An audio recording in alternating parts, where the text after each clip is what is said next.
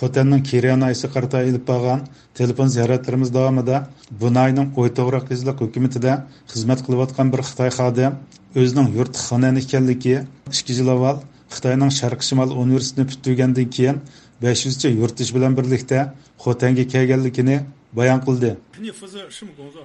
我是乡村振兴办的。是不是维稳办公室？多长时间了？你在这里工作？这么说吧，我是内招生嘛，我是19年的那批第一批内招生，我们这批总共来了500多个人。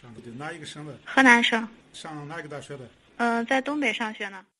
Bu xodim aranglarda yerlik aholilar bilan to'y qilganlar bormi degan savolimizga javoban ba xili jiq deb javob berdi. 有没有跟这个和维族人结婚的？你们老乡里面？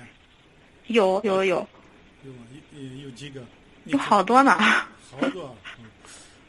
他们是他们是娶媳妇的吧，还是？有娶的我这边的小姑娘嘛，然后有嫁的。 嫁过来的女孩子嫁的不多，但是娶的还挺多的。 Bizning Uyg'urlar bilan to'y qilganlarning sonini so'rag'inimizda u o'zi taniydiganlar ichida oz deganda 30-40 kishi borligini tilga oldi. 哎，请不要挂电话，我查一下。我没挂，是你的电话总断。请不要的话，100多还是200多，大概？这样就我们县吧，就于田县，就我所知道的，应该已经有40-50个。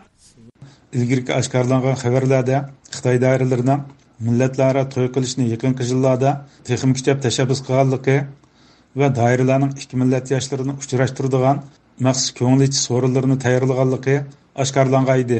Millatlar ittifoqligi tashviqotingizda va millatlararo o'zaro to'y qilishni tashabbus qilyapsizlar. Bu o'tirib qo'yilyapmiz, tashviqot bo'lyapti. O'tirib qo'yilyapti, shu to'g'risida o'zimizni ifoda bildiryapmiz. Bularni o'zaro bunday uchrashtiradigan yoshlarni ko'proq birga uchrashtiradigan birga ekiladigan bunday faoliyatlar uyushtirilyapti. Tomoq yeyish faoliyatlari millatlar ittifoqligi bo'yicha andashlarni xili keng tashviq qilinadi. Ham bo'ladi bu. Ammo ya'ni birlikda tomoq yeyish faoliyati shunaqmi? Ya masalan qanday keng tashviq qilyapti. Ya masalan tashabbus qilingan qanday masala bu ish qanday o'tirib qo'yilyapti, ya'ni qanday tushundirilyapti deyilgan chog'da. Bu millatlararo o'zaro to'y qilishning zaruriyati nima deb tushuntiryapsizlar, nima deb? Birinchi bo'lib. Uni tushuntirishda aniq manda deb tushundimiz.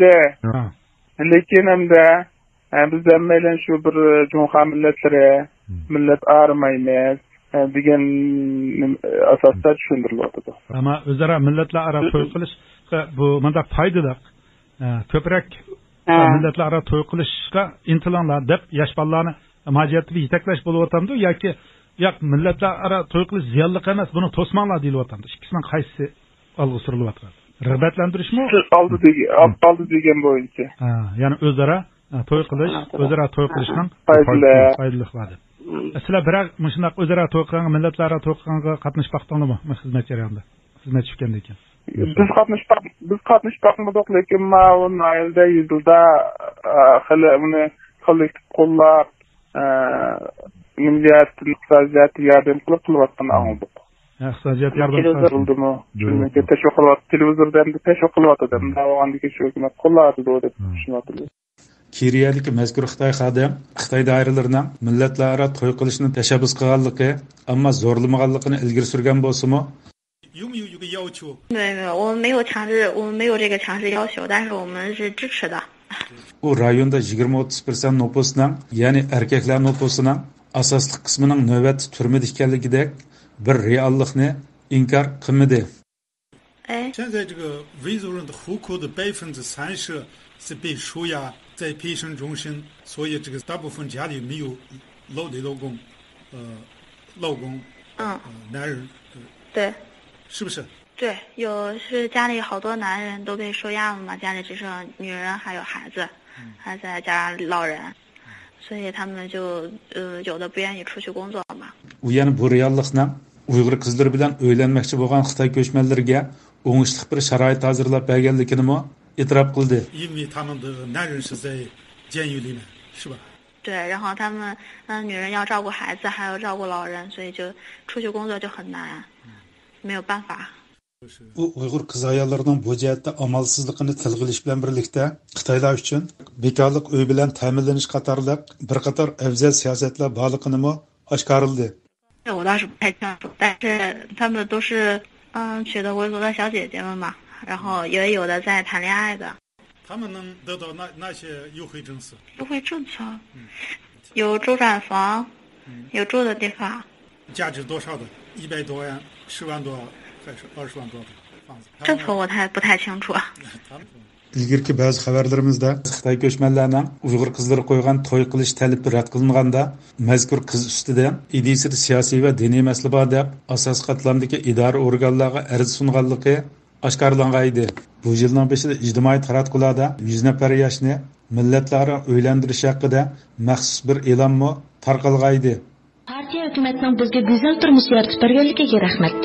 Hukumatning chaqiriqiga ovoz qo'shib, Uyg'urlar bilan xanzurlarning to'y qilishini ilgari surish uchun 100 nafar kelinjakka jiddiy ehtiyojli. Millatlar ittifoqlashib bir oila kishilardek bo'lishni ilgari surib, telefon berib maslahat so'rashni qarshi olamiz. Urug' tuqqan do'st birodarlarni tanishtirishni qarshi olamiz. Sizning telefon berishingizni kutamiz. Aloqalashish telefon nomerimiz 176 99 98 97 66. Mazkur xodimning bayonlarida ma'lum bo'lishicha, Keriyada ko'pincha oilalarda emgakchi bo'lmag'achqa, jamiyatning asos qismi bolalar, qizlar va yashanganlar bo'lg'achqa, oila iqtisodiy jihatdan ig'ir qiyinchilikda qolgan va ba'zilari muhtojlik dastidan Xitoy ko'chmanlarining o'ylanish talabini rad qilolmagan. 就是牵线搭个桥还是有的，是相亲的那种形式。但是现在大部分维族男人被收押在陪审中审，所以 也帮助他们娶媳妇儿吧。 Hurmatli radio anglashlar, yuqorida Xotanning Keriya noisidagi bir Xitoy xodimining Keriyadagi millatlar munosabati haqida ta'minlagan uchurlarini diqqatingizga sundiq.